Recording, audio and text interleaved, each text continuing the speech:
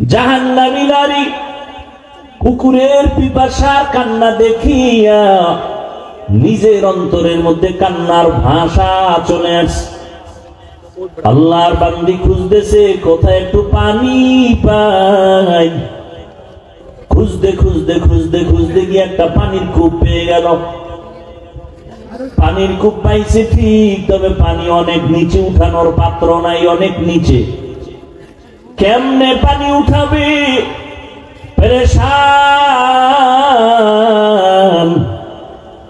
আল্লাহর বান্দির অন্তরে বড় মায়া। একটা কুকুর পানির পিপাসায় কাঁদবে, আর আমি মানুষ আরামে থাকবো, হতে পারে না। এর নামই মানুষ। রহমতের নবী বলেন, খায়রুন নাস মান ইয়ানফাউন নাস। জমিনে ভালো তো ওই ব্যক্তি যে অন্যের উপকার করে, ক্ষতি করে না। যদিও মহিলাটা জাহান্নামের আসামি। ও এলাকার মা বোনেরা, আপনাদের মর্যাদা এত বেশি আল্লাহ দান করেছেন। আপনারা নবীদের মায়ের মতো মা, সাহাবায়ে কেরামদের মায়ের মতো মা, আলেমদের মায়ের মতো মা। আজ এই মাদ্রাসার স্টেজে কত হাফেজে কোরআনের মাথায় পাগড়ি দেওয়া হলো, এদের সিনায় কোরআন জমা। খবর নিয়ে দেখেন, এদের মা বাবার মতো ঈদের আনন্দে আজ আর কেউ নাই। আরে আম্মা জান, আপনারা তো নবীদের স্ত্রীদের মতো দামি। আপনারা তো খাদিজা রাদিয়াল্লাহু আনহার মতো মা, ফাতেমা রাদিয়াল্লাহু আনহার মতোই নারী। আপনারা তো আয়েশা সিদ্দিকা রাদিয়াল্লাহু আনহার মতো নারী। আপনারা তো খাজা মাইনুদ্দিন চিশতি আজমিরির মায়ের মতোই মা, বড় পীর আব্দুল কাদের জিলানীর মায়ের মতো মা। আরে আম্মা জান, কয়দিন এ দুনিয়ায় বাহাদুরি করবে? আল্লাহ যদি রাগ করিয়া সমুদ্রের পানিকে গরম বানায় দেয়, ভোলা জেলা পানির নিচে যাইতে 1 সেকেন্ডের সময়ও দেরি হবে না। এরে আম্মা জান, তাকায় দেখেন, ওই আল্লাহর বান্দি এত গুনাহ করেছে, এলাকার সব মানুষ জানে ওই মহিলার মতো খারাপ চরিত্রহীনা কেউ নাই, কিন্তু অন্তরে মায়া। একটা কুকুরকে কষ্ট দেওয়া যায় না চোখের সামনে। মহিলা পানির কূপের কিনারায় যাইয়া পানি উঠাবার কোনো পাত্র নাই, কোথা থেকে পানি উঠাবে? আল্লাহর বান্দি চিন্তা করে হঠাৎ বুদ্ধি আসলো, ওই নারীর পায়ে ছিল চামড়ার মোজা। মোজাটা খুলিয়া ওই মোজার মধ্যে পানি নিয়ে পান করাবে সিদ্ধান্ত নিল। আল্লাহর কুদরত, মোজাটা যখন পানির কূপে ফেলতেছে, দেখে পানি আরো নিচে, মোজা দিয়েও পানি উঠানো যায় না। এখন এটার সাথে একটা রশি বাঁধা দরকার। কোথায় পাবে? এই অচেনা পথ রশি পাবে। মেয়েটা আরো পেরেশান হয়ে গেল, আমি বুঝি ভালো কাজটা করতে পারবো না, কুকুরের পিপাসা নিবারণ করতে পারবো না। হাদিসের ঘটনা, নবীজি বলতেছেন, সাহাবায়ে কেরাম ওই জাহান্নামী নারী চিন্তায় পড়ে গেল। হঠাৎ বুদ্ধি এসে গেল, ওই নারীটার মাথায় একটা ওড়না পেঁচানো ছিল, বড় ওড়না। ওড়নার এক অংশ খুলিয়া ওই মোজার সাথে গিড়া লাগায়া বেঁধে পানির ভেতরে দিয়া পানি উঠায় ফেললো। পানি উঠাইয়া দৌড়ায় গিয়া যখন কুকুরকে পান করায় দিল, কুকুর পানি পান করে ঠান্ডা কলিজায় ঘুমিয়ে গেছে। রহমতের নবী বলেন, ও সাহাবায়ে কেরাম, এই জাহান্নামী নারী কুকুরকে পানি পান করানো মাত্র হঠাৎ একটা গায়েবী আওয়াজ, অদৃশ্য থেকে একটা আওয়াজ, কে যেন বলতেছে, রে জাহান্নামী নারী, কুকুরকে পানি পান করিয়েছো,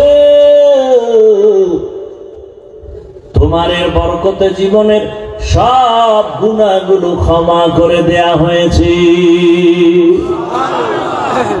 আকেলারা পেশা খামোশি বুয়াদ, পেশায়ে জাহেল ফরামোশি বুয়াদ, এলমেরা জাজু করদান বেহিসাব, খলকেরা দাদান জবাবে বাসওয়াব। কষ্ট হইতেছে আপনাদের? কত রাত্র গুনাহ কইরা কাটাইলে, চারদিকে নদী না, ধরলে উপায় আছে না। এক ধাক্কা কিন্তু শুক্রবার দিয়ে গেছে, ঠিক নেই?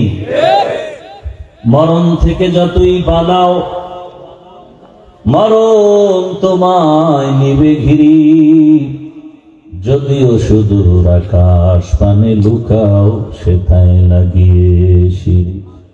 নদী পথে নৌকা চালাও ও মাঝি ভাই,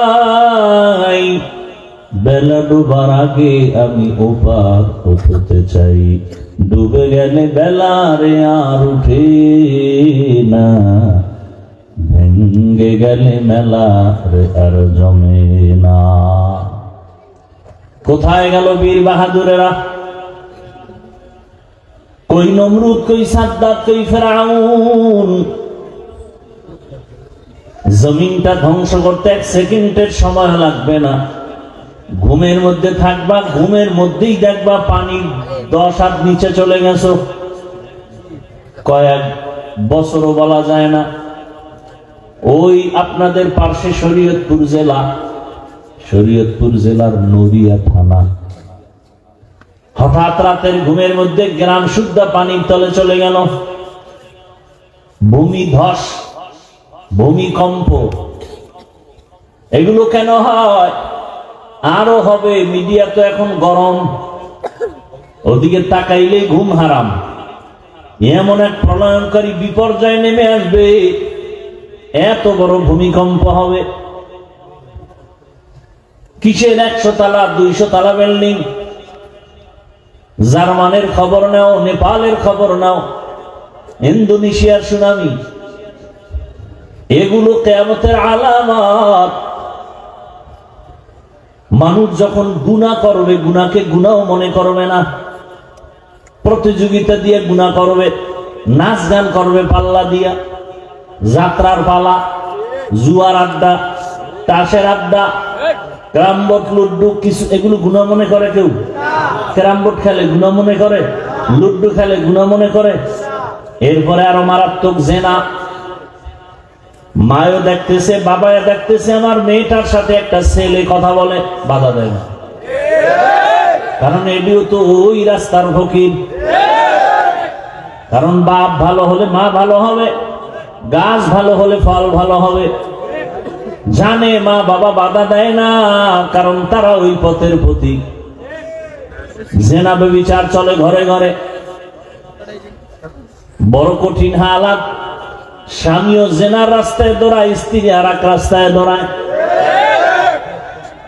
পরশুদিন কিতাবে দেখলাম এক আল্লাহর বান্দা বাজারে গেছে, বাজার থেকে আইসা ঘরের মধ্যে এসে ঘরে ঢুকে দেখে তার বিবি কান্না করে,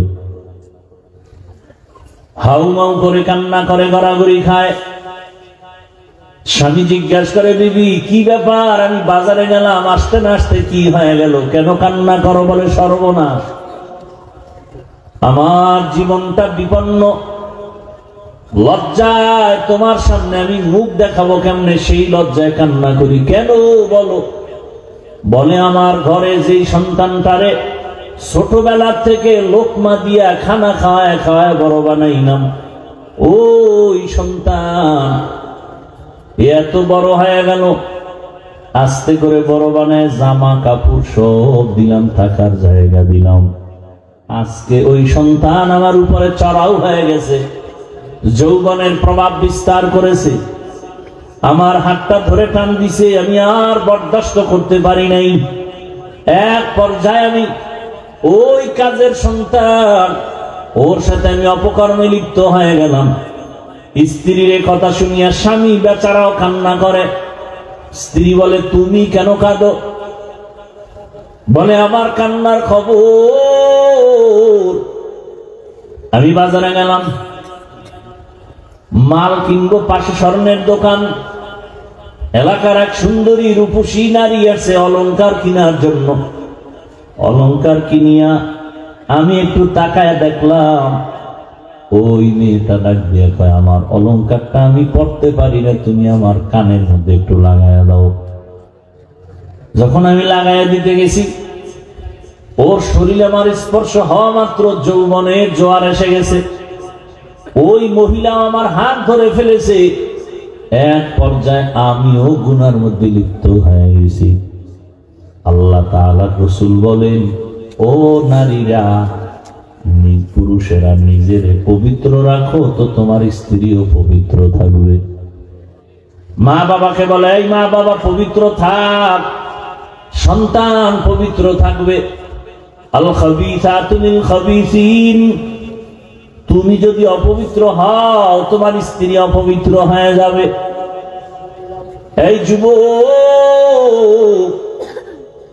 ও আল্লাহর বান্দা, তুমি কতটা পাপ করেছো, তোমার স্ত্রীর কি হালাত? বলে তা বলতে পারি না। বলে তুমি যতটা লাইনে পাপ করো তোমার স্ত্রী ওই লাইনে পাপ করে। আব্বা আম্মা আপনার সন্তান কেমন তা বলতে পারি না। আপনার চরিত্র যেমন আপনার সন্তানের চরিত্রটাও হবে। ওই এক বাবা বাসায় বসে আছে, ছেলে বাজার থেকে আইসা বাবার সাথে তর্ক লাগায়া এমন জিদ উঠে গেছে, বাবার পায়ে রশি লাগায় টানা শুরু করছে, তোমারে আর বাড়ি রাখা যাবে না। সন্তান বাবার পায়ে রশি লাগায় টানিয়া টানিয়া যখন রাস্তার বাহিরে ফেলে দেয়, টানতে টানতে একটা জায়গায় যাওয়ার পর বাপ বলে, আর টানিস না। কেন? আর বেশি নিস না, সীমা লঙ্ঘন হয়ে যাবে। তার মানে তুই যে এই পর্যন্ত আমারে টেনে নিয়ে আসছো, আমি আমার বাবারে এই পর্যন্ত টেনে নিয়ে আসছি, আমি এই পর্যন্ত নিয়ে আসছি, আর নিস না। এই সন্তানের মা বাপ, যদি চাও সন্তান ভালো হবে তো তুমি ভালো হও। খবরদার, রহমতের নবী বলেন, ইফু, ও দুনিয়ার মা বাবা, ও স্বামী, নিজের পবিত্রতা অর্জন করাও, তোমার স্ত্রী পবিত্র থাকবে। মা বাবা, তুমি পবিত্রতার জায়গায় থাকো, তোমার সন্তান পবিত্র হালাতে থাকবে। তো ওই বু আলী সিনা মনে আছে না? ডাক দিয়ে কয়, বুজুর্গ, এত চিকিৎসা এত চেক আপ করি, রোগ ধরা যায় না, আর তুমি তেল ভরা দিয়া মালিশ করে ফু দিয়া কি করবা? হুজুর কথা বলে না, বলে না, বলে না, বলে না। যদি বলে কলিজা পর্যন্ত ছিদ্র হয়ে যায়। হুজুরেরা কথা বলে না, বলে না, বললে সব বেঈমান আর নাস্তিকের চান্দি গরম হয়ে যায়। হুজুরেরা কিছু পারে না, পারে না, পারে না, দেখাইতে গেলে সব মাস্তানের মাস্তানি বন্ধ হয়ে যায়।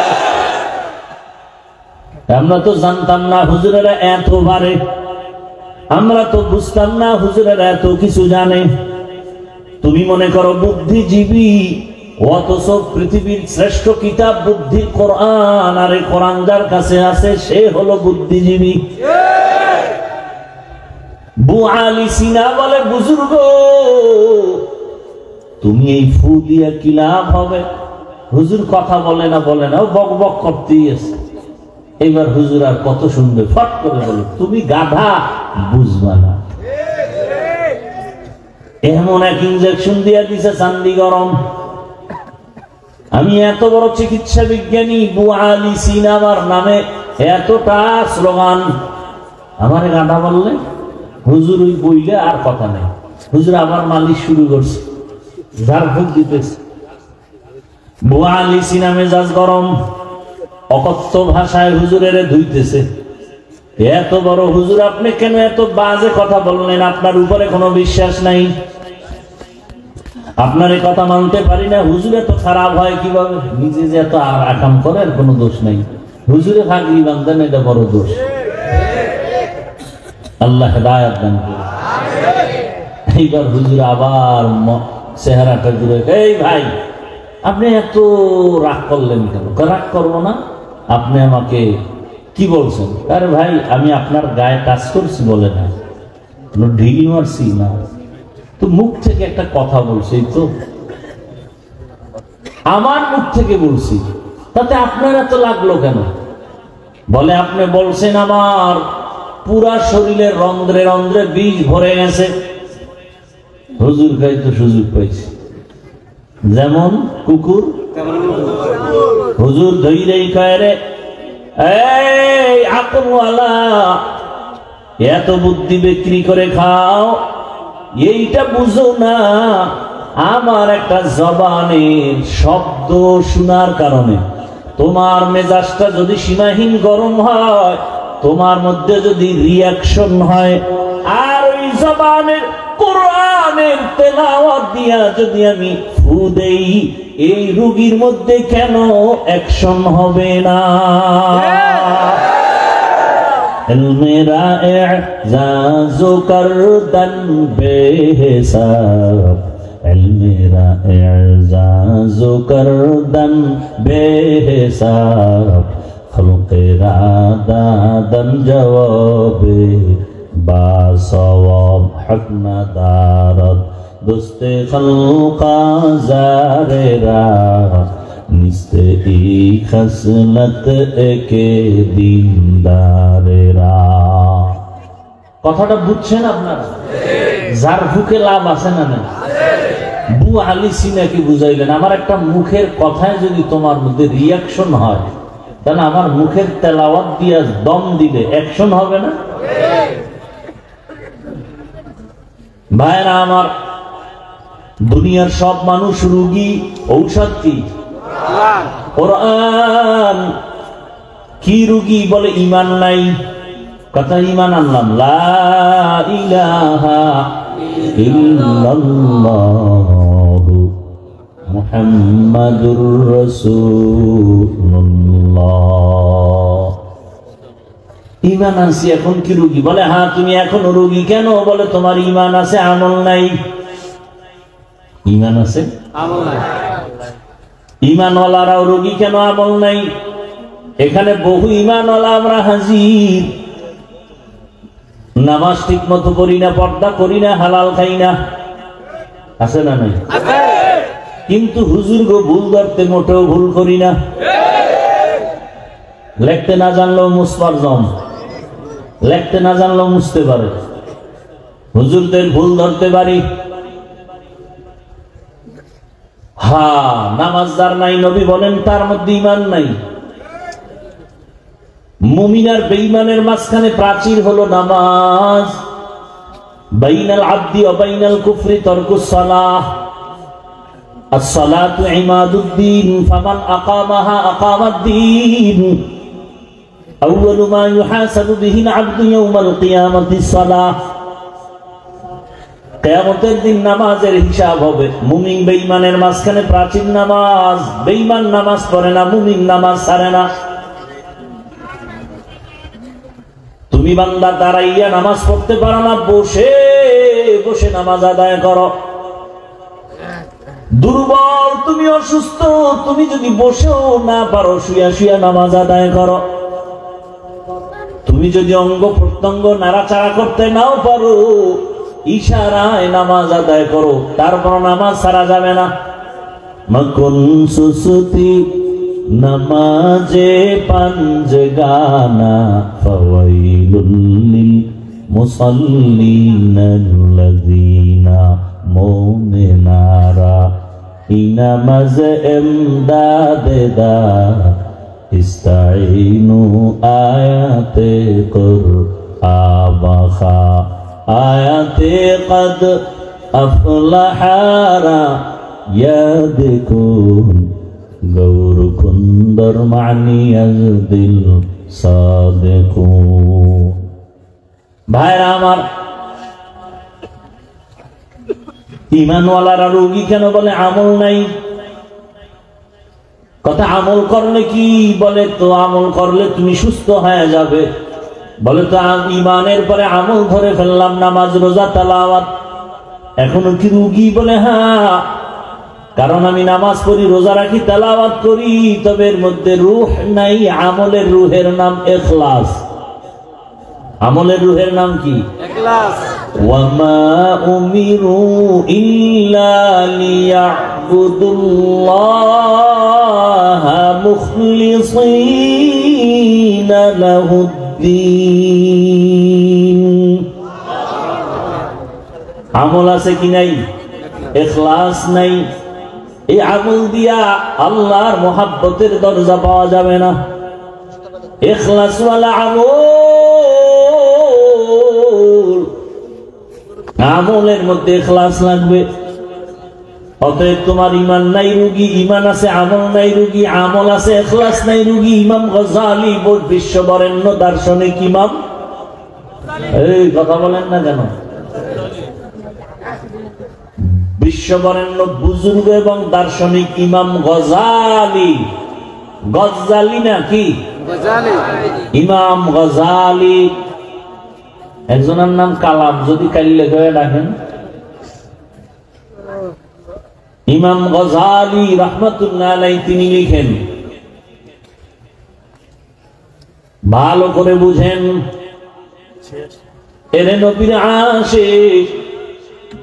ইমাম গজালি বলেন, আন্নাসু কুল্লুহুম হালকা ইল্লাল আলিমুন, আল আলিমুনা কুল্লুহুম হালকা ইল্লাল আমিলুন, ওয়াল আমিলুনা কুল্লুহুম হালকা ইল্লাল মুখলিসুন। সব মানুষ জাহান্নামে যাবে, আলেমরা জান্নাতে যাবে। না না না, আলেমরাও জাহান্নামে যাবে, তবে ওই আলেম জান্নাতে যাবে যে আলেম ইলম অনুযায়ী আমল করে। ইমাম গজালি বলেন না, সব আমলওয়ালারাও জাহান্নামে যাবে, একমাত্র যারা ইখলাস ওয়ালা তারা জান্নাতে যাবে। ইখলাস ওয়ালা আমল বড় দামি এক সম্পদ। ইখলাসের সাথে সামান্য আমল করো, আল্লাহর দরবারে কবুল হয়ে যাবে। জমিনের মধ্যে একজন বাদশা রাষ্ট্র চালায়। কি চালায়? রাষ্ট্র চালায়। রাষ্ট্র চালানো এটা হলো দুনিয়াওয়ালাদের কাজ, এটা ইসলামের কোনো কাজ না, তাই তো? কথা বলেন। আমাদের ইসলামটা কি রাষ্ট্রের ব্যাপারে দুর্বল? আমাদের কোরআনে কি রাষ্ট্রের ব্যাপারে সমাধান নাই? আরে আমার আল্লাহ কি এত দুর্বল? আমার রসুল কি এত দুর্বল? আমার ইসলামটা কি এত দুর্বল? ও ভোলার মুসলমান, আমি একটা কথা বলে যাই, ওয়াদা করবেন নি আমার সাথে? যুবকদেরকে বলছি, ওয়াদা করবানি? ভাই, বাবার কথা সব সন্তানরা ঠিক মতো মানে না। মাঝে মাঝে বাবার সাথে তর্ক হয় না? হয় না? সন্তান বাবার সাথে তর্ক, খেয়াল করিয়েন, বাবার সাথে তর্ক হয় ঠিক, তবে বাবারে কেউ গালি দিলে মেনে নিবে? বলেন বলার মানুষ পায়ে হাত রেখে বলছি, যদি কোন নিচে নাই না ধর, বলেন আমি নিচে নাই আসি। ওয়াদাটা করবেন একুরেট ভাবে। সেটা হলো, আপনি নামাজ পড়তে পারেন না, এরকম আসি না আমরা? অনেকে নামাজ পড়ি আবার পড়ি না, রোজা রাখি আবার রাখি না, তেলাওয়াত করি আবার করি না। ইসলামটা মানি, তবে পরিপূর্ণ আমল করতে পারি না। তাহলে বাবার সাথে মাঝে মাঝে তর্ক হয়, কিন্তু বাবারে গালি দিলে মেনে নেই না। ঠিক ও ভোলার মুসলমান, ইসলামটা তুমি যদিও ঠিক মতো আমল করতে পারো না, নামাজ পড়তে পারো না, দাঁড়িয়ে রাখতে পারো না, কিন্তু তোমার সামনে যদি কোনো মায়ের সন্তান আমার ইসলাম নিয়ে কটূক্তি করে, আমার আল্লাহ নিয়ে, রসুল নিয়ে, কোরআন নিয়ে যদি বাজে কথা বলে, ইসলামের উপরে কোনো কলম ধরে, কলারটা ধরিয়া বলবি, বেঈমানের বাচ্চা সোজা হ। আমি নামাজ না পড়লেও ইসলামের বদনাম করবি, চামড়া তুলে ফেলা হবে।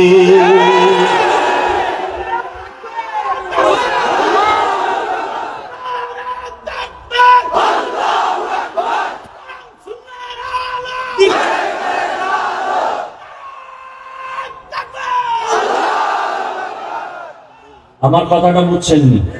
আপনি নামাজ পড়েন না, ঠিক আছে, আপনি রোজা রাখতে পারেন না, কিন্তু ইসলাম তো আপনার আমার, এটা সম্মান করেননি। অতএব আপনি নামাজ পড়তে না পারলেও তো ইসলামের বদনাম কেউ করবে, এটা সহ্য করে নিবেন? আপনার সামনে যদি বলে ইসলামে রাজনীতি নাই, এই কথাটা কি কোরআনের পক্ষের না বিপক্ষে? সুলাইমান নবী গোটা দুনিয়া চালান নাই?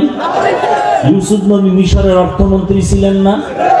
আপনি রাজনীতি করেন না, আপনার সাথে কোনো ঝগড়া বিরোধিতা করলে ছাড় নাই, সুযোগ পেলেই জুতার বাড়ি। আপনি নামাজ পড়েন না, কোনো ঝগড়া, কিন্তু নামাজের বিরুদ্ধে কথা বললেই ফিডা। আপনি দাড়ি রাখেন না, কোনো ঝগড়া, কিন্তু দাড়ির বিরুদ্ধে কথা বললে আর ছাড় নাই। ব্যবধানটা বুঝছেন তো? আপনি নামাজ পড়েন না, ঝগড়া নাই, কিন্তু নামাজের বিরোধিতা করা যাবে না। আপনি ইসলামের রাজনীতি করেন না, কোনো তর্ক নাই, কিন্তু ইসলামের রাজনীতির বিরুদ্ধে বলবেন যে ইসলামে এটা নাই ওটা নাই, তাহলে কোরআন পড়ে আমাকে ধরাই দিতে হবে, পড়ো কোরআন পড়ো, আসো। সালামটা দিতে পারে না, কোরআন পড়বো। সালাম দেয় সালামালাইকুম, আমি তোর গোষ্ঠী শুদ্ধ ঠাডা ভরুক, হে আবার ঘুরে কেউ আলাইকুম, তোর উপরে আগে ভরুক। আল্লাহ হেদায়েত। নিমক হারাম বলে ধর্মের, রাজনীতির মধ্যে ধর্মকে টানবেন না, রাজনীতির মধ্যে ধর্মকে টানবেন না। তোমাকে বলল কে যে ইসলাম আর রাজনীতি আলাদা? আমাদের ইসলাম আর রাজনীতি তো আলাদা না। পৃথিবীতে যত নীতি আছে আমাদের সব কিছু ইসলামের সাথে লাগানো। অর্থনীতি ইসলামী অর্থনীতি, পৃথিবীর শ্রেষ্ঠ অর্থনীতি ইসলামী অর্থনীতি, পৃথিবীর শ্রেষ্ঠ সমাজনীতি ইসলামী সমাজনীতি, পৃথিবীর শ্রেষ্ঠ নীতি ইসলামী রাজনীতি। তুমি করো না, ঝগড়া নাই, তুমি নামাজ পড়ো না, তোমার সাথে ঝগড়া কেন? পারলে বুঝাবো। বিরোধিতা করবা এই সুযোগ দেওয়া যাবে না। নামাজ পড়ো না, ঠিক আছে, পারলে বুঝাবো, চা খাওয়াবো, বুকে লাগাবো, হাতি দিব। বিরোধিতা করলে কোনো সার নেই, সোজা কথা। আমি ইসলামী রাজনীতির যত দল আছে কোন দলের দায়িত্বে নাই, তার মানে কি ইসলামে কোরআনে যেটা বল সেটার বিরোধিতা করবো? কি আজীব কথা। আল্লাহ হেদায়েত দান করুন। وَنُنَزِّلُ مِنَ الْقُرْآنِ مَا هُوَ شِفَاءٌ وَرَحْمَةٌ لِلْمُؤْمِنِينَ। বলতেছিলাম রাষ্ট্র পরিচালনা করেন একজন আল্লাহর গোলাম, নাম সবে অনেকে শুনছেন, নাম হলো সুলতান মাহমুদ গজনবী রহমাতুল্লাহি আলাইহি। সুলতান মাহমুদ গজনবী জগৎ বিখ্যাত একজন ওলিয়ে কামেল, আবার রাষ্ট্র চালায়। ইতিহাস বড় কঠিন মিয়া। আল্লাহ এমন একটা প্রতিবন্ধী ধর্ম দিবেন, এমন একটা ল্যাংরা লুলা অর্ধেক ধর্ম আল্লাহ দিবেন যে দুনিয়ার কেউ আবার নাকে তেল লাগায় উল্টা পাল্টা বলবে ইসলামে এটা নাই সেটা নাই। আল্লাহ সেই ইসলাম তো দেন নাই। আল্লাহ তো কমপ্লিট ইসলাম দিছেন যে তোমার জীবনের কল্যাণের যা প্রয়োজন সব ইসলামে আছে। এখন তুমি মানো না কেন?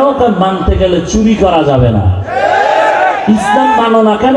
দুর্নীতি করা যাবে না। ইসলাম মানো না কেন? মাইয়া লইয়া পার্কে পার্কে ঘোরা যাবে না। চরিত্রহীন লম্পট বদমাশ খুনি ধর্ষক এরা ইসলাম চায় না, এরা ইসলামের বিরোধিতা করে। যারা ইসলাম চায় না খুঁজে দেখবেন ও চরিত্রহীন, ও ধর্ষক, ও লম্পট, ও চান্দাবাজ, ও ধান্দাবাজ, ও দুর্নীতিবাজ। খুঁজে দেখেন, ভালো করে খুঁজে। ইসলামের বিপক্ষে যেই লোকগুলো খুঁজে দেখবেন ও চোর, ও ডাকাত, ও জালেম, ও ব্যবসায়ীর উপর জুলুম করে, গরিবের বেতন মেরে খায়। খবর নেন। আল্লাহ হেদায়েত দান করুন, আল্লাহ হেদায়েত দান করুন। রাগ করতেছেন? ইসলাম কি দুর্বল? তা আপনার ইসলামকে খাটো করতে দেন কেন? আজকে থেকে এই সুযোগ দেওয়া যাবে। রাজনীতি ইসলামেরটা তুমি করো না, তোমার জবাব তুমি দিবা, কোনো ঝগড়া নাই, কিন্তু বিরোধিতা করলে ছাড় নাই। আমার ইসলামের বদনাম করতে পারবা না, খবরদার। তুমি মানো না সেটা আলাদা কথা, কিন্তু বদনাম করতে পারবা না। গরুর গোশতের খিচুড়ি শীতের মধ্যে খুব মজা না? একজনে খায় না, খাইলে সমস্যা হতে পারে। তার মানে কেউ মাইক লেগাই বলবে কেউ ভাবি না, ওটার ভিড়ে আমরা উঠে ফেলাইব না। যে আমরা খাইয়া তৃপ্তি পাবো শীতের মধ্যে গরুর খিচুড়ি, তুই খাও না, তোর পেটে গজব পড়ছে, সেটা ভিন্ন কথা। আল্লাহ হেদায়েত দান করুন। জগৎ বিখ্যাত ওলিয়ে কামেল সুলতান মাহমুদ গজনবী এত বড় আল্লাহওয়ালা, এক পর্যায়ে তিনি ইন্তেকাল হয়েছেন, দুনিয়া থেকে বিদায় হয়ে গেছেন। বিদায়ের পরে বহুদিন চলে গেল তার কবর জীবন। হঠাৎ একদিন তার আপন বন্ধু ঘুমে ঘরে স্বপ্ন দেখে, দেখিয়া জিজ্ঞাসা করলেন, ও সুলতান মাহমুদ, কবরের মধ্যে কি হালাত? সুলতান মাহমুদ বলেন, ভাই, দয়াময় রব্বুল আলামিন আমার কবরের আযাব মাফ করে দিয়েছেন। কবরের আযাব কি? বন্ধু জিজ্ঞাসা করেন, এমন কি আমল তুমি করেছো যে আমলের বরকতে তোমাকে আল্লাহ মাফ করেছেন? এমন কি বড় আমল করেছো? পাঁচ ওয়াক্ত নামাজ ফরজ আমলের কারণে বলে না, না না। যাকাতের আমল বলে না, রোজার আমল বলে না, বাইতুল্লাহ জিয়ারতের আমল বলে না। সুলতান মাহমুদ বলেন, এমন একটা ছোট আমল যেটা আমি কখনো আমল মনেই করি নাই। আহা, আমি আমল মনেই করি নাই। ও ভোলার মুসলমান, ও যুবক, পর্দার আড়ালের মা বোনেরা, আল্লাহ কারে কোন সময় কোন কারণে মাফ করবেন জানা নাই। এজন্য হাদিসে পাকে নবী বলেন, ছোট আমলকে ছোট মনে করে ছেড়ে দিও না, কারণ এই ছোট আমলটাও নাজাতের জরিয়া হয়ে যাবে। ছোট গুনাহকে গুনাহ মনে না করে করিও না, কারণ ছোট খাটো গুনার কারণে আমার আল্লাহ যদি বেজার হয়, জীবনটা নষ্ট হয়ে যাবে। হাদিসে পাকের দুইটা ঘটনা আমি সব মাহফিলেই প্রায় বলি, আজও কি বলবো? ধৈর্য হবে? কষ্ট হয় আপনার না আমার? আপনারা আরামে বয়ে বয়ে বাদাম খাইতেছেন না? আরেকটু কষ্ট সহ্য করবেন, আল্লাহ কবুল করেন। আল্লাহর এক বান্দি, জগৎ বিখ্যাত গুনাহগার, এমন কোন গুনাহ নাই করে নাই। রাস্তা দিয়ে হাঁটতেছে, হঠাৎ একদিন তাকায় দেখে রাস্তার পাশে একটা কুকুর পানির পিপাসায় ছটফট করে কান্না করে। আল্লাহর বান্দির অন্তরে মায়া, অন্তরে এমন মায়া জন্মায় গেল। আল্লাহর বান্দি গুনাহগার, জাহান্নামী, মনের মধ্যে মায়া লাগছে, কুকুরটা পানির পিপাসায় কান্না করে, দেখি একটু সহযোগিতা করা যায়নি। জাহান্নামী নারী কুকুরের পিপাসার কান্না দেখিয়া নিজের অন্তরের মধ্যে কান্নার ভাষা চলে আসছে। আল্লাহর বান্দি খুঁজতেছে কোথায় একটু পানি পাই। খুঁজতে খুঁজতে খুঁজতে খুঁজতে গিয়ে একটা পানির কূপ পেয়ে গেল। পানির কূপ পাইছে ঠিক, তবে পানি অনেক নিচে, উঠানোর পাত্র নাই, অনেক নিচে। কেমনে পানি উঠাবে? পেরেশান। আল্লাহর বান্দির অন্তরে বড় মায়া। একটা কুকুর পানির পিপাসায় কাঁদবে, আর আমি মানুষ আরামে থাকবো, হতে পারে না। এর নামই মানুষ। রহমতের নবী বলেন, খায়রুন নাস মান ইয়ানফাউন নাস। জমিনে ভালো তো ওই ব্যক্তি যে অন্যের উপকার করে, ক্ষতি করে না। যদিও মহিলাটা জাহান্নামের আসামি। ও এলাকার মা বোনেরা, আপনাদের মর্যাদা এত বেশি আল্লাহ দান করেছেন। আপনারা নবীদের মায়ের মতো মা, সাহাবায়ে কেরামদের মায়ের মতো মা। আলেমদের মায়ের মতো মা। আজ এই মাদ্রাসার স্টেজে কত হাফেজে কোরআনের মাথায় পাগড়ি দেওয়া হলো, এদের সিনায় কোরআন জমা। খবর নিয়ে দেখেন এদের মা বাবার মতো ঈদের আনন্দে আজ আর কেউ নাই। আরে আম্মা জান, আপনারা তো নবীদের স্ত্রীদের মতো দামি, আপনারা তো খাদিজা রাদিয়াল্লাহু আনহার মতো মা, ফাতেমা রাদিয়াল্লাহু আনহার মতোই নারী, আপনারা তো আয়েশা সিদ্দিকা রাদিয়াল্লাহু আনহার মতো নারী, আপনারা তো খাজা মাইনুদ্দিন চিশতি আজমিরির মায়ের মতোই মা, বড় পীর আব্দুল কাদের জিলানীর মায়ের মতো মা। আরে আম্মা জান, কয়দিন এই দুনিয়ায় বাহাদুরি করবে? আল্লাহ যদি রাগ করিয়া সমুদ্রের পানিকে গরম বানায় দেয়, ভোলা জেলা পানির নিচে যাইতে 1 সেকেন্ডের সময়ও দেরি হবে না। এরে আম্মা জান, তাকায় দেখেন ওই আল্লাহর বান্দি এত গুনাহ করেছে, এলাকার সব মানুষ জানে ওই মহিলার মতো খারাপ চরিত্রহীনা কেউ নাই, কিন্তু অন্তরে মায়া। একটা কুকুরকে কষ্ট দেওয়া যায় না চোখের সামনে। মহিলা পানির কূপের কিনারায় যাইয়া পানি উঠাবার কোনো পাত্র নাই, কোথা থেকে পানি উঠাবে? আল্লাহর বান্দি চিন্তা করে হঠাৎ বুদ্ধি আসলো, ওই নারীর পায়ে ছিল চামড়ার মোজা। মোজাটা খুলিয়া ওই মোজার মধ্যে পানি নিয়ে পান করাবে সিদ্ধান্ত নিল। আল্লাহর কুদরত, মোজাটা যখন পানির কূপে ফেলতেছে, দেখে পানি আরো নিচে, মোজা দিয়েও পানি উঠানো যায় না। এখন এটার সাথে একটা রশি বাঁধা দরকার। কোথায় পাবে এই অচেনা পথ রশি পাবে? মেয়েটা আরো পেরেশান হয়ে গেল, আমি বুঝি ভালো কাজটা করতে পারবো না, কুকুরের পিপাসা নিবারণ করতে পারবো না। হাদিসের ঘটনা, নবীজি বলতেছেন সাহাবায়ে কেরাম ওই জাহান্নামী নারী চিন্তায় পড়ে গেল। হঠাৎ বুদ্ধি এসে গেল, ওই নারীটার মাথায় একটা ওড়না পেঁচানো ছিল, বড় ওড়না। ওড়নার এক অংশ খুলিয়া ওই মোজার সাথে গিড়া লাগায়া বেঁধে পানির ভেতরে দিয়া পানি উঠায় ফেলল। পানি উঠাইয়া দৌড়ায় গিয়া যখন কুকুরকে পান করায় দিল, কুকুর পানি পান করে ঠান্ডা কলিজায় ঘুমিয়ে গেছে। রহমতের নবী বলেন, ও সাহাবায়ে কেরাম, এই জাহান্নামী নারী কুকুরকে পানি পান করানো মাত্র হঠাৎ একটা গায়েবী আওয়াজ, অদৃশ্য থেকে একটা আওয়াজ, কে যেন বলতেছে, রে জাহান্নামী নারী, কুকুরকে পানি পান করিয়েছো,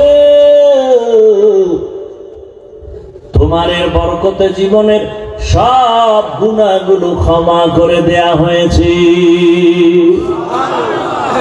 একটা কুকুরকে পানি পান করানো, এটা তো ফরজ ওয়াজিব কিছুই না, বড় কোনো আমল না, কিন্তু আল্লাহর বান্দি কুকুরটাকে পানি পান করানোর কারণে হাদিসের ঘটনা, আল্লাহ তাকে মাফ করে দিলেন। এজন্য নবী বলেন, ছোটখাটো আমলকে ছোট মনে করে ছাড়িয়ে দিও না, হতে পারে তোমার এই ছোট আমল নাজাতের দরজা খুলে যাবে। ছোট গুনাহকে গুনাহ না মনে করিও না, কারণ ছোটখাটো অন্যায়টাও আল্লাহর কাছে বড় হয়ে যাবে। নবীজি আর একটা ঘটনা বলেন, এক আল্লাহর বান্দি জীবনভর ভালো আমল করেছে, নারী ভালো আমল। ও আম্মা জানেরা, ভালো আমল কর্মেওয়ালা নারীর কি হালাত? ভালো ভালো আমল করে, বিসমিল্লাহ ছাড়া কোনো কাজ করে না, ওযুর সাথে থাকে, তেলাওয়াত করে, এত ভালো ভালো আমল করে, আজান হলে নামাজে দাঁড়ায় যায়। জীবনের শেষ মুহূর্তে হঠাৎ তার বাড়ির মধ্যে একটা বিড়াল ঢুকে পড়লো। বিড়ালটা ঘরের মধ্যে আসা মাত্র খাঁচার মধ্যে বিড়ালটারে আটকায় দিয়েছে। ওই নারী নিজেও খানা দেয় না, বিড়ালটা বাহিরে গিয়া খাবে সেই সুযোগও দেয় না। এক পর্যায়ে বিড়াল ওই খাঁচার মধ্যে আটকানো অবস্থায় কান্না করে করে ধুকে ধুকে ক্ষুধার তৃষ্ণায় বিড়ালটা মরে গেল। নবীজি হাদিসে বলেন, ও সাহাবায়ে কেরাম, ওই বিড়ালটাকে এত পরিমাণ কষ্ট দেওয়ার কারণে কিছুক্ষণের মধ্যে একটা গায়েবী আওয়াজ আসছে, ও আল্লাহর বান্দি, জীবনে যত নেক আমল করেছো ওই বিড়ালটাকে কষ্ট দেওয়ার কারণে সব আমল তোমার নষ্ট হয়ে গেছে। এখান থেকে জানার মতো আমাদের কিছু আছে না নাই? একটা বিড়ালের উপরে জুলুম করলে যদি অবস্থা হয়, যারা মানুষ মারে,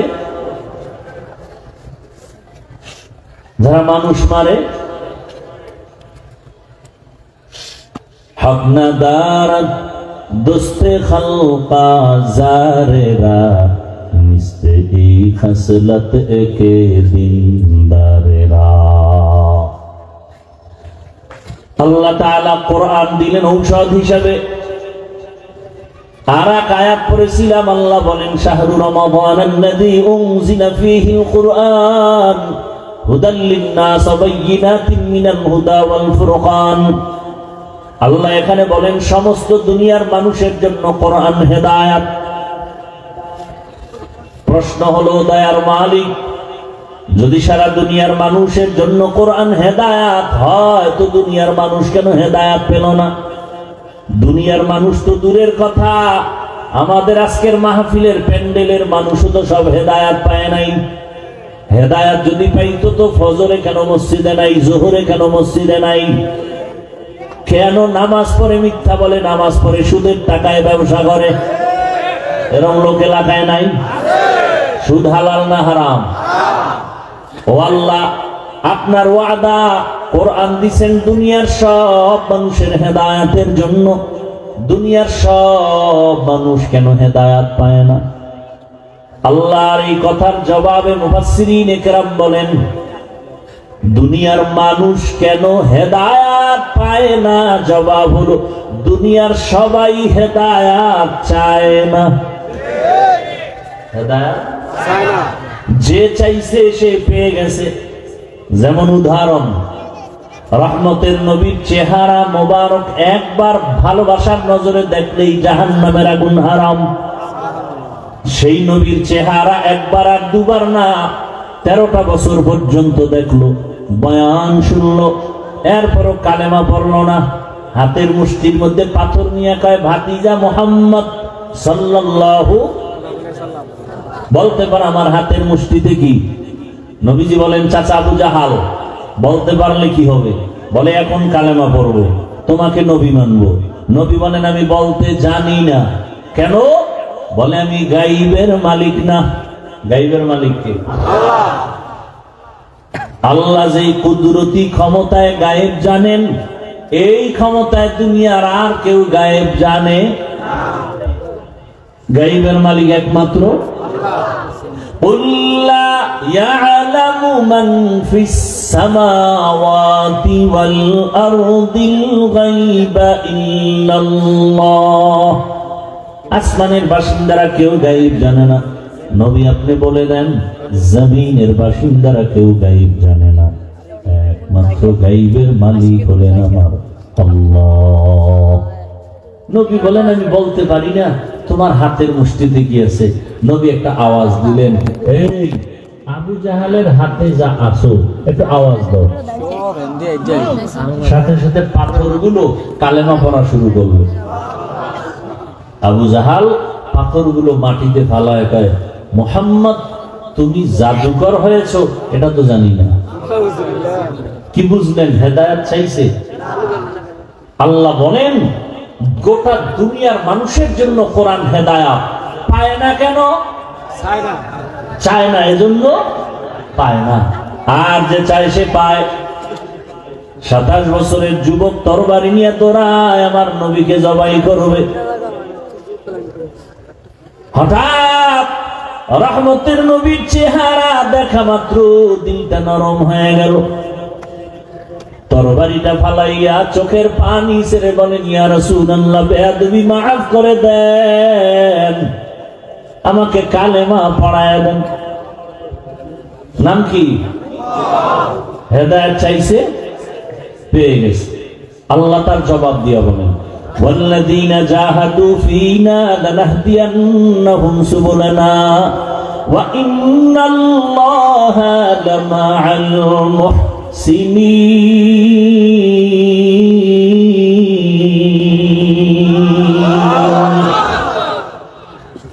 যারা চেষ্টা করবে আল্লাহকে পাওয়ার জন্য, আল্লাহ তাদেরকে রাস্তা খুলে দিবেন, যাতে করে আল্লাহকে পেয়ে যায়। বহু রাস্তা খুলবেন।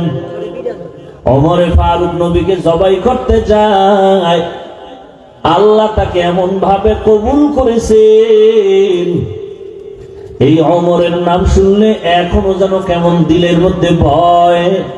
ওমর যেই পথে চলে, শয়তান ওই পথে চলতে বড় ভয় পায়। আল্লাহ তাকে এমন ভাবে কবুল করেছেন, ঈদের দিন সবাই আনন্দ করে, বাড়ি বাড়ি দৌড়ায়, আর ওমরের মতো বান্দা দরজায় তালা দিয়া কান্না করে। আবু হুরায়রা রাদিয়াল্লাহু আনহু কান্না করে বলেন, খলিফাতুল মুসলিমিন, আপনি কেন ঈদের আনন্দ বাদ দিয়া কান্না করেন? ওমর কান্না করে বলে, আবু হুরায়রা, আনন্দ তো ওই ব্যক্তি করবে যার কোনো চিন্তা নাই, পেরেশানি নাই। আপনার কিসের পেরেশানি, চিন্তা? ওমর বলে, রমাজান চলে গেল, জাহান্নাম থেকে মুক্তি পেলাম কিনা চিন্তা, রোজা রাখলাম কবুল হলো কিনা চিন্তা, কোরআন তেলাওয়াত করেছি কবুল হলো কিনা চিন্তা। জান্নাতের দ্বিতীয় সাহাবী ওমর এতটা পরিমাণ আল্লাহর ভয় অন্তরে নিয়ে এত ভয় করেছেন, ঈদের দিন সবাই আনন্দ করে, ওমর আল্লাহর ভয় আনন্দ করে না। এর নাম আল্লাহর ভয়। দুনিয়ার মানুষ কেন হেদায়াত পায় না? জবাব হলো, হেদায়াত চায় না। যে চায় আল্লাহ তাকে দিয়ে দেন। তেলাওয়াতকৃত আয়াতে আল্লাহ বলেন, হেদায়াত তারা পাবে যারা মুত্তাকিন। কোরআন তাদেরকেই পথ দেখাবে, কোরআন তারাই পড়তে পারবে, কোরআন তারাই জানতে পারবে, কোরআন তারাই বুঝতে পারবে যারা আল্লাহকে ভয় করে। এখান থেকে অনেক কথা, মুত্তাকি কারা? যারা গুনাহ করে না, গুনাহ থেকে নিজেরে বাঁচাইয়া চলে, এরা তো মুত্তাকি। মুত্তাকিরা তো এমনি হেদায়েতের উপরে আছে, আবার কিসের হেদায়েত করবে? কোরআন। হুদাল লিল মুত্তাকিন, মুত্তাকিনরা তো হেদায়েতের উপরে আছে, বিদায় মুত্তাকির উপাধি পেয়েছে। এদেরকে আবার কিসের হেদায়েত করবে? কোরআন। অনেক কথার জবাব হলো, আল্লাহ পাক রব্বুল আলামিন বলেন, আমি হেদায়াত দিব, তার মানে ইস্তেকামতের মাকাম দান করব। আল ইস্তেকামাতু খায়রুম মিন আলফি কারামা। ইস্তেকামতের মূল্য একজন খাঁটি আল্লাহওয়ালার 1000 কারামত থেকে বড় দামি। নামাজে যারা দাঁড়াইছি আমরা, হেদায়েতের উপর আছি না নাই? বলেন না কেন? এরপর আমরা বলি না, ইহদিনাস সিরাতাল, আল্লাহ হেদায়েতের পথে আমাকে চালাও। আরে আমি তো হেদায়েতের পথে আছি, আবার কেন বলি ইহদিনাস সিরাতাল মুস্তাকিম? বারবার বলি কেন? এর মানি হলো, আল্লাহ তুমি ইস্তেকামতের মাকাম দান করো। আমি এখন মাওলানা হয়েছি, ইস্তেকামতের মাকাম যদি না পাই তো আমি লাঞ্ছিত হয়ে যেতে পারি, আমি রাস্তা থেকে ছিটকে পড়তে পারি। আমি তাকওয়ার উপরে আছি ঠিক, কিন্তু আমার লাইন ছুটে যেতে পারে। ও আল্লাহ, তুমি হেদায়েতের উপরে ইস্তেকামতের মাকাম দান করো। এখান থেকে আরেকটা চিকন কথা, আল্লাহর কোরআন অনেকের ঘরে আছে, পড়তে পারে না। কারণটা কি? ফেসবুকে সারা রাত সময় দিতে পারি, 1 পৃষ্ঠা কোরআন কেন পড়তে পারি না? আলহামদু সূরাটা একবার কেন তেলাওয়াত করতে পারি না? ওরে বান্দা, হাঁটার সময় কেন একবার ইখলাস পড়তে পারি না? ইন্না আতাইনা সূরাটা কেন পড়তে পারি না? আলহামদু সূরা হলো সব রোগের ঔষধ। কেন করতে পারি না? ঘন্টাকে ঘন্টা ফেসবুক চালাইতে পারলা, মোবাইল চালাইতে পারলা, গল্প করতে পারলা, নদীর মধ্যে দৌড়াইতে পারলা, চায়ের দোকানে আড্ডা দিতে পারলা, টেলিভিশন দেখতে পারলা, আলহামদুলিল্লাহ সূরাটা কেন একবার পড়তে পারলা না? ইয়াকিন আর ভক্তি আর বিশ্বাস নিয়ে যদি বিসমিল্লাহ সহকারে 7 বার আলহামদুলিল্লাহ সূরা পড়িয়া এরপরে তুমি দরুদ আগে পরে দরুদ পরে পানিতে দম করে পান করো, সব রোগের ঔষধ। ফজরের নামাজ 2 রাকাত সুন্নাত পড়িয়া ফরজ নামাজের আগে 41 বার আলহামদুলিল্লাহ সূরাটা পড়ো, 11 বার দরুদ শরীফ পড়ো, এরপরে তুমি পানির মধ্যে দম দাও, ঘরের সবাই পানি পান করবে, সব রোগের ঔষধ। সূরাটার নামই হলো সূরাতুশ শিফা। এত সুন্দর তেলাওয়াত কেন করতে পারেন না? কোরআন বুঝেন না? কোরআন তো আপনার ঘরে, পারেন না কেন? আল্লাহ কারে সবাই পারবে না, মুত্তাকিরা পারবে। বলে মুত্তাকি কাকে বলে? তাকওয়ার মান আছে আবার কম বেশি, 1 2 3 তাকওয়ার ক্লাস আছে, ক্লাস 1 আম খাস আকাসুল খাস। কোরআন তো তারাই পড়তে পারবে। ওরে যার মধ্যে গুনাহ ছাড়তে পারবে সে কোরআন ধরতে পারবে। যেই পাত্রে মধু আছে কেরোসিন আছে ওখানে মধু যাবে না, গুনার পাত্রে কোরআন ঢুকবে না। ওরে কোরআন তো তারাই পড়তে পারবে যারা গুনাহ থেকে বাঁচতে পারবে। আবার একদল তাকওয়া যার যত বেশি কোরআন সে বুঝবে তত বেশি। একজনে কোরআনের তরজমাও পারে না, শুধু পড়তে পারে। আর একজনকে আল্লাহ পাক আরেকটু তৌফিক দিবেন, তরজমাও পারে। আরেকটু বান্দাকে আল্লাহ আরো তৌফিক দিবেন, সে ব্যাখ্যাও পারবে। ব্যাখ্যার মধ্যে আরো অনেক আল্লাহ পাক গভীরতার ইলম রাখছেন। এটা তাকওয়া যার যত বেশি, কোরআনের গভীর ইলম সে তত বেশি পাবে। তাকওয়ার মানদণ্ডে কোরআন বুঝবে। এজন্যই তো এক এক আল্লাহ ওয়ালার ব্যাখ্যা এক এক রকম, এক একটা কথার থেকে এক একটা ধ্যান আসে। আল্লাহ তাআলা বলেন এ কোরআনের রুমুজ, এ কোরআনের হিকমত আল্লাহ তাকেই দান করবেন যে তাকওয়ার উপরে চলবে। হর কে দারাত খৌফে হক দর দিল মাদা জান্নাতুল মাওয়া দেহাদুরা মাকাম। আল্লাহ তাআলার ভয়, তাকওয়ার মানে বেশি বেশি নামাজ পড়া না, বেশি বেশি তেলাওয়াত করার নাম তাকওয়া না, গুনাহ থেকে বেঁচে থাকার নাম তাকওয়া। এখন মুত্তাকি কারা? যারা তাকওয়া অর্জন করে, আল্লাহকে ভয় করে চলে।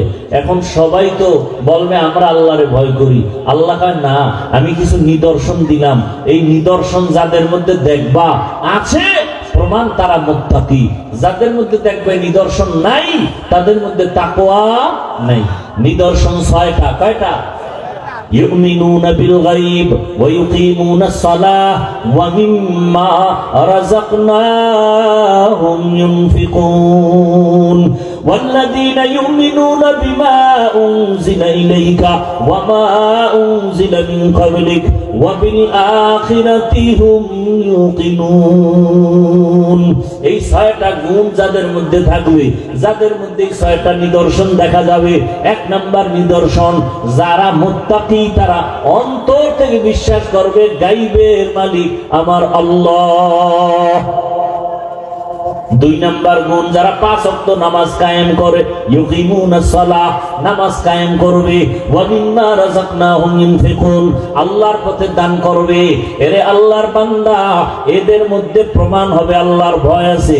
আল্লাহর ভয় যাদের অন্তরে আছে, ওই বান্দা আল্লাহর পথে ব্যয় করতে চিন্তা করবে না, আল্লাহর রাস্তা বন্ধ করে রাখবে না, নামাজ বন্ধ করবে না, তেলাওয়াত বন্ধ করবে না। গুনাহের ভয় অন্তরে নিয়া আল্লাহর মোহাব্বত নিয়ে চলবে। আল্লাহ বলেন এ কোরআন তাদের জন্য হেদায়াত যাদের মধ্যে আল্লাহর ভয়। আজ এত বয়ান, এরপরেও কেন আমাদের পরিবর্তন আসে না? একমাত্র আল্লাহর ভয় আমাদের অন্তরের মধ্যে নাই। ওই আল্লাহর বান্দা ইখলাস নিয়ে চলো, তাকওয়া নিয়ে চলো, অল্প আমল নাজাতের দরজা খুলে ফেলবে। নবীজি বলেন আখলিস দীনাকা ইয়াকফিকাল আমালুল কলিল। অল্প আমল নাজাতের জরিয়া হয়ে যাবে যদি আমলটা ইখলাস ওয়ালা হয়। ওই কথা বলতেছিলাম, জমিনের রাষ্ট্র ক্ষমতায় বসা সুলতান মাহমুদ গজনবী রহমাতুল্লাহ আলাইহি, মনে আছে না নাই? সুলতান মাহমুদ গজনবী জিজ্ঞাসা করা হলো, এমন কোন আমলে আপনাকে আল্লাহ মাফ করে দিয়েছেন? বলে, এমন বড় কোনো আমল না, ছোট একটা আমল করেছি, ছোট, যেটা আসলে আমি আমল মনে করি না। বলে, সে আমলটা কি? বলে, আমি আল্লাহর কোরআনের সম্মান করেছি। একদিন আমি সফর করতেছিলাম, পাহাড়িয়া জঙ্গল পেরিয়ে যাচ্ছি, হঠাৎ রাতের অন্ধকার হয়ে গেল। আশ্রয়ের জন্য আমার প্রজাদের একটা বাড়িতে ঢুকলাম, ভাঙা ঘর আমাকে থাকার জন্য দিল, রাত্রি যাপনের জন্য দিল। এমন একটা ঘর, ছোট একটা ঝুপড়ি।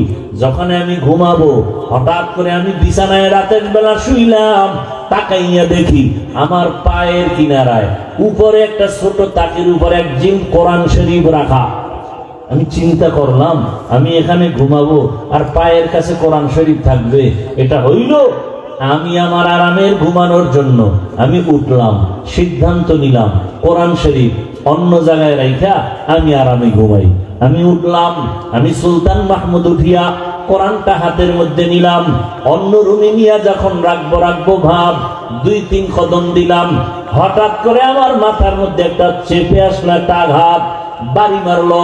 দাঁড়ায় গেলাম, কে যেন আমাকে বলতেছে, অন্তরের এমন আবেগ আসতেছে, ও মাহমুদ, তুমি আরামে ঘুমানোর জন্য কোরআন তুমি অন্য জায়গায় নিবা। কোরআনের দাম এত কম যে নরমাল বিছানায় রাখবা আর তুমি আরামের বিছানায় ঘুমাবা কোরআন দূরে সরাইয়া। মাহমুদ, এটা কেমন হয়? মাহমুদ বলেন, আমার অন্তরে যখন আঘাত আসলো, আমি দাঁড়ায় সিদ্ধান্ত নিলাম, না, প্রয়োজনে আমি খারাপ ময়লা বিছানায় থাকবো, কিন্তু আমার আল্লাহর কোরআন আমি সুন্দর জায়গায় হেফাজতে রাখবো। আমি উল্টা আবার ফেরত আসলাম, আসিয়া আমার কাপড় দিয়া, গায়ের চাদর দিয়া কোরআনটারে সুন্দর করে মুছলাম, এরপরে সুন্দর জায়গায় রাখিয়া আমি ময়লা বিছানার মধ্যে গিয়ে রাত্রি যাপন করলাম। এই যে কোরআনকে একটু সম্মান দিয়েছি আমার আল্লাহর মহাব্বতের জন্য, আমার আল্লাহ কোরআনের আদব রক্ষার কারণে আজ আমাকে মাফ করে দিয়েছেন। এটা কোনো আমল স্বভাব বিবেকেও তো বাজে না, কিন্তু আল্লাহর কাছে এটা অনেক পছন্দ হয়ে গেছে। এজন্য হাদিসে নবী বলছেন, ছোট আমলকে ছোট মনে করে ছেড়ে দিও না। হতে পারে ছোটটা আল্লাহর কাছে বড় হয়ে যাবে, আবার ছোট গুনাহকে ছোট মনে করে করিও না, হতে পারে ছোটটা বড় হয়ে যাবে। ওই যে বিড়ালের উপরে সামান্য জুলুম, জীবনের সব আমল বরবাদ। এলাকার মা বোনেরা, যুবক বাবারা, আল্লাহর ভয় অন্তরে জমা করো। সব বয়ানের মূল কথা হলো আল্লাহর ভয়। ওই তাকওয়া যদি আমার মধ্যে না থাকে, কোন বয়ানে আমাকেও ধরবে না। রহমতের নবীর বয়ানে আবু জাহালকে ধরে না, কারণ ওর মধ্যে তাকওয়া আসে নাই। আর হযরত ওমরের মধ্যে এমন ভাবে এফেক্ট করেছে, ঈদের দিন পর্যন্ত ওমর আনন্দ করে না, কান্না করে। ওমরে ফারুক রাদিয়াল্লাহু তাআলা আনহু, আল্লাহর এত ভয়, দিনের বেলা বিচার করে, রাতের বেলা ঘুরে ঘুরে এলাকার খবর নেয়, আমার এলাকার মানুষের কি হালাত। খবর নিতে গিয়ে দেখে এক জঙ্গলের মধ্যে ঘর, ঘরের মধ্যে বাতি জ্বলে, মহিলাদের কণ্ঠের আওয়াজ।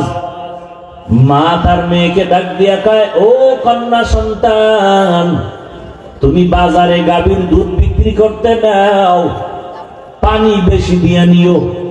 ওমর পাশে চুপ করে শুনতেছে, কেউ নাই। মেয়েটা মায়ের আওয়াজ শুনিয়া কয়, মা, দুধের মধ্যে যদি পানি দেই, ওমর যদি টের পায় আমার চামড়া তুলে ফেলবে। ওমর কই? কথা পায় না। মা কয়, তুই কি পাগল হয়ে গেলি? এই রাতের ভিতরে ওমর দেখবে কিভাবে? মেয়ে ডাক দিয়ে কয়, মা, ওমর যদি আমাকে নাও দেখে, ওমরের আল্লাহ আমাকে দেখবেন। ওমর শুকর আদায় করে চুপ করে চলে গেছেন। পরের দিন আদালতে বসছেন, লোক পাঠায় বলে যাও অমুক এলাকায় গিয়া ওই এক মহিলা বৃদ্ধা তার কন্যা সহ আমার কাছে হাজির করো। মহিলাকে যখন বলা হয়েছে ভয় আতঙ্কিত হয়ে গেল, এতটা ভয় মনে হয় আজ আবার ফাঁসি হয়ে যাবে, কারণ ওমরের মেজাজ গরম, কথার আগে তরবারি চলে। যখন ওমর ডাক দিছে আর উপায় নাই, যেতেই হবে। যাইতে যাইতে যাইতে যাইতে ওমরের প্রাসাদের কিনারায় কাঁপতেছে ভয়। খলিফাতুল মুসলিমিন বলেন, আম্মা জান আপনার কোনো ভয় নাই, আপনার কপাল ধন্য, আপনার কপাল বড় দামি এক কপাল রে মা। এই যুগের মধ্যে এমন একটা কন্যা পেয়েছেন যে আপনি রাতের বেলা কন্যাকে বলছেন দুধে পানি বেশি দিবে, কিন্তু ওমরের অজুহাত দিয়া বাঁচতে গেল, আপনি তাও প্রশ্নবিদ্ধ করলেন। শেষ পর্যন্ত যেই মেয়েটা আমার আল্লাহর ভয় অন্তরে জমা নিয়ে আপনাকে জবাব দিছে, আপনি আর কথা বলেন নাই। এরে আম্মা জান, এই যুগে এত আল্লাহ ভীত নারী পাওয়া বড় কঠিন। এরে আম্মা জান, আপনার কপাল বড় ভালো। আল্লাহর ভয় যার অন্তরে থাকবে সে কোনোদিন প্রকাশ্যেও গুনাহ করতে পারবে না, অন্ধকারেও গুনাহ করতে পারবে না, কারণ ওই বান্দা বান্দির অন্তরে ভয়। আমি অন্ধকারে দরজা জানালা বন্ধ করেছি, কিন্তু কেউ না দেখলেও আমার আল্লাহ তো দেখতেছেন। দুনিয়ার সবাইকে ফাঁকি দেওয়া সম্ভব, আমার আল্লাহকে ফাঁকি দেওয়া সম্ভব না। ওমর ডাক দিয়ে কয়, মা আপনি যদি মনে কিছু না নেন, এমন একটা ভাগ্যবতী কন্যা পেয়েছেন, আপনি যদি রাজি থাকেন আমি ওমরের ছেলের জন্য আপনার এই মেয়েটাকে বউ হিসাবে গ্রহণ করতে চাই। আল্লাহর বান্দি শুকর আদায় করে বলেন, খলিফাতুল মুসলিমিন আমার কপালটা কি এতই ধন্য যে ওমরের সন্তানের জন্য আমার কন্যা হবে আমার জীবনের একটা পাওনা, আমার কন্যা হবে ওমরের ঘরের স্ত্রী, ওমরের সন্তানের বিবি, আমার জীবনের বড় একটা চাওয়া, এটা আমার জন্য বড় পাওয়া। ও খলিফাতুল মুসলিমিন, আমি কেন আবার রাজি থাকবো না? আমি আল্লাহর উপরে ভরসা করে রাজি হয়ে গেলাম। ও পর্দার আড়ালের মা বোনেরা, ও বৃদ্ধ বাবাজি, যুবক বাবারা, জীবনটা হেলায় খেলায় কত কাটাইবা? জীবনে তো গুনাহ কম করো নাই। ওরে মনে মনে কত চাই গুনাহ করতে, দাড়ি কাটলে না জানি কত মজা, নামাজ ছাইরা দিলে কি জানি মজা, পার্কে পার্কে ঘুরলে কি জানি মজা, ওরে নেশা পান করলে কি জানি মজা। আমরা এগুলো ভাইবাও এর থেকে ফিরে আসি, আর তুমি মজা মজা ভাবতে গিয়া সে মজা তো গ্রহণ করেই ফেলেছ। এখনো কি তোমার স্বাদ মিটে নাই? এখনো কি তওবা করবা না রে বাবা? আগামীকালকে বেঁচে থাকার গ্যারান্টি তোমার হাতে নাই। ওরে মনের আশা পূরণ করে গুনাহ তো কম করো না, নামাজ ছাড়লা, বেপরদায় চললা, আড্ডা দিলা, পার্কে পার্কে ঘুরলা, এখনো কি আমার মাওলার ভয় অন্তরে আসে নাই? তওবা করবা না? ঈদের আনন্দ বাদ দিয়া ওমরের মতো বান্দা যদি জাহান্নামের ভয় কাঁদে, তোমার আমার অন্তরে কেন ভয় নাই? আমার মালিকের ধরা থেকে কেমন করে বাঁচবারে বাবা? পায়ে হাত রেখে বলি তওবা করো। মনের এতটুকু বুঝাও রে বাবা। তোমার মতো আবার কত জেনারেল লাইনের মানুষ স্কুল কলেজে পড়ে, নামাজ পড়ে, মা বাবার খেদমত করে, চাকরি করে, নামাজ পড়ে, ব্যবসা করে, নামাজ পড়ে, গাড়ি চালায়, নামাজ পড়ে, নদীতে মাছ ধরে, নামাজ পড়ে, কৃষি কাজ করে, নামাজ পড়ে। বলো বাবা, তোমার কপাল কেন এত খারাপ? তুমি এখনো কেন গুনাহ থেকে ফিরতে পারো না? ও বৃদ্ধ বাবাজিরা, ও পর্দার আড়ালের মা বোনেরা, আপনার মতো মা বোন এখনো আছে, পর্দা করে, নামাজ পড়ে, স্বামীর মাল হেফাজত করে, মোবাইলে গুনাহ করে না, সময় নষ্ট করে না, আপনারা কেন পারবেন না? ওরে জীবনে মার্কেটে দোকানে তো কম বেপরদার আড্ডায় ঘুরলেন না, এখনো কি তওবা করবেন না? আমার মাওলার আযাব কি দুর্বল মনে করেছেন? আরে গুনাহগার হইয়া কবরে গেলে শাস্তি কি দুর্বল মনে করেছেন? আমার আল্লাহ যত বড় তার আযাব তত বড়, আমার আল্লাহ যত বড় তার সূর্যের গরম তত বড়, আমার আল্লাহ যত বড় তার বানানো জাহান্নামের গরম তত বড়। ওরে গুনাহগার এক সেকেন্ডের জন্য আযাব সহ্য করার শক্তি কারো নাই। আল্লাহর কাছে 2 ফোঁটা চোখের পানি ছেড়ে তওবা করেন আর মনে মনে ডাকেন, হে মালিক, জীবনে গুনাহ তো কম করি না, এই অবস্থায় কবরে যেতে চাই না, এই গুনার কলঙ্ক নিয়ে আমি দুনিয়া থেকে বিদায় নিতে চাই না। এখনো সময় আছে, তওবা করো আর আমার মাওলাকে বলো, হে আল্লাহ, আমার মতো বান্দা বান্দি যদি নামাজ পড়ে, পর্দা করে, চাকরি করে, ব্যবসা করে, আমি কেন পারবো না? আজকে থেকে তৈরি হয়ে গেলাম, আর দাড়ি কাটবো না, নামাজ ছাড়বো না, বেপরদায় চলবো না, মা বাবার সাথে বেয়াদবি করবো না, ওলামায়ে কেরামের দোয়া নিয়া, শিক্ষকের দোয়া নিয়া, নবীজির আদর্শ মেনে চলবো। তওবা করার মতো যদি অন্তর তৈরি হয়, মুনাফিকি না থাকে, খাঁটি তওবার নিয়তে 2টো হাত আল্লাহকে দেখাইয়া দাও।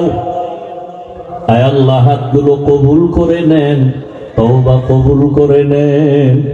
আয় আল্লাহ, গুনাহমুক্ত জীবন দান করেন। আয় আল্লাহ, একজনের হাতও খালি ফিরাইয়া দিয়েন না। আয় আল্লাহ, খাঁটি তওবাওয়ালা জীবন দান করেন, তওবার উপরে মজবুত হইয়া চলার তৌফিক দান করেন, আমিন। আলহামদুলিল্লাহি রাব্বিল আলামিন, والصلاة والسلام على سيد الأنبياء والمرسلين وعلى آله وأصحابه أجمعين يا أرحم الراحمين يا أرحم الراحمين يا أرحم الراحمين